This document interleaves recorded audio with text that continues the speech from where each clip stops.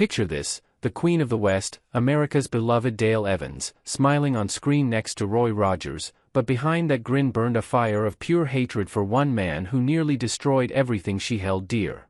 For decades, the ugly truth stayed buried in Hollywood's shadows, until now. Stick around, because what she endured will make your blood boil and change how you see those golden cowboy days forever. Dale Evans started out as Frances Octavia Smith, born in a little Texas town back in 1912, where life was simple and dreams were big. She had a voice that could light up a room, singing on local radio stations as a kid, but things got real complicated when she eloped at just 14 with her high school sweetheart, Thomas Fox. They had a son, Tommy, but the marriage fell apart quick, leaving her a young single mom scraping by in the Great Depression era. She changed her name to Dale Evans to sound more glamorous, hustling as a secretary and singer in Memphis, then Chicago, landing gigs on big radio shows like WBBM. Hollywood came calling in the early 1940s, with bit parts in films, but it was her smooth vocals that caught the eye of studio execs. By 1943, she signed with Republic Pictures, run by the iron-fisted Herbert J. Yates, a guy who built his empire on cheap westerns and tight control over his stars. Yates saw potential in Dale, casting her in musicals, but she wanted more than fluff roles. She dreamed of serious acting. Then came the turning point in 1944. Yates paired her with Roy Rogers in The Cowboy and the Senorita, figuring her spunk would spark box office gold. Roy was already the king of cowboys, with his horse trigger and clean-cut image, but off-screen, sparks flew between him and Dale right away. Their chemistry was electric, both on set and off, sharing laughs over lunches and late-night talks about life. Roy had lost his first wife, Arlene, to childbirth complications in 1946, leaving him with 3 kids, and Dale's warmth drew him in like a moth to flame. But Yates loomed large, demanding Roy stay single in the public eye to keep female fans swooning. Marriage could tank his bachelor hero status. Dale's past marriages, to Thomas Fox, then August Wayne Johns, and pianist Robert Dale Butts, had been rocky, full of heartbreak and divorce, teaching her to guard her heart. Yet with Roy, it felt different, real, like fate stepping in. They kept their growing romance quiet at first, sneaking dates away from prying eyes, while Yates pushed them into more films together, like Lights of Old Santa Fe in 1944. As their bond deepened, whispers reached Yates, who wasn't just a boss but a control freak with his own scandals, like his obsession with ice skater Vera Hruba Ralston, whom he married and forced into starring roles despite her lack of talent. Dale saw how Yates manipulated people, firing actors on whims and blackballing those who crossed him. She started resenting his grip on her career, but the real storm was brewing. Roy proposed to Dale in 1947 during a rodeo in Oklahoma, and she said yes, thrilled to build a family. But Yates exploded when he found out, threatening to cancel Roy's contract and sideline Dale's roles if they tied the knot.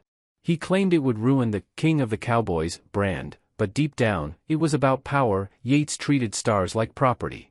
Dale stood her ground, marrying Roy on New Year's Eve 1947 at a ranch in Davis, Oklahoma, with close friends as witnesses. The press ate it up, but behind closed doors, Yates seethed, slashing their budgets and assigning lousy scripts as payback.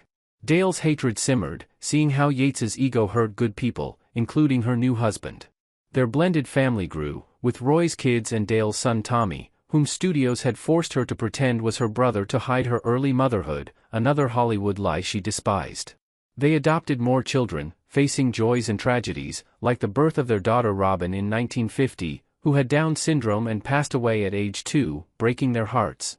Dale channeled grief into faith, writing books like Angel Unaware about Robin, inspiring millions.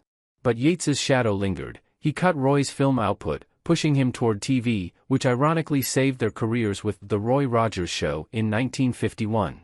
Dale became the Queen of the West, singing Happy Trails and starring alongside Roy, but she never forgot Yates's cruelty. Life rolled on with tours, music albums, and charity work, but Dale's inner fire against Yates burned quietly. She saw him ruin others, like forcing Vera into flops that tanked Republic's reputation. By the mid-1950s, Republic was crumbling under Yates's mismanagement, and Dale watched with quiet satisfaction as he lost control. Her story wasn't just glamour, it was grit, from radio dives to rodeo arenas, always fighting for authenticity in a fake town. Roy and Dale built an empire on ranches, museums, and endorsements, but the scars from Yates's interference reminded her daily of Hollywood's dark side. She kept it hidden, focusing on positivity for fans. Decades later, in interviews, Dale hinted at the battles, but the full venom stayed private. Her faith guided her to forgive publicly, but privately, Yates topped her list of foes.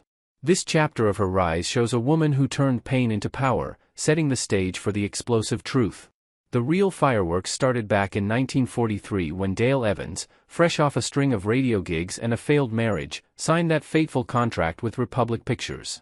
She was 31, hiding her teenage son Tom by pretending he was her kid brother to dodge Hollywood's judgmental eyes, and suddenly under the thumb of Herbert J. Yates, the 63-year-old studio boss who ran the place like his personal kingdom.